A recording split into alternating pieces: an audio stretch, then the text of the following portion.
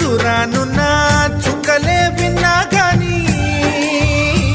కదిలించలేదా కాస్త కూడా నీ మనసుని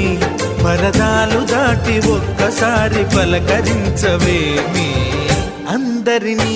ఇలా వెంటపడి అడగాల సరదాగా నువ్వే ఎదురైతే సరిపోదా నిద్రపోతున్న రాత్రి నడిగా గుడికి చేరిన గువ్వల నడిగా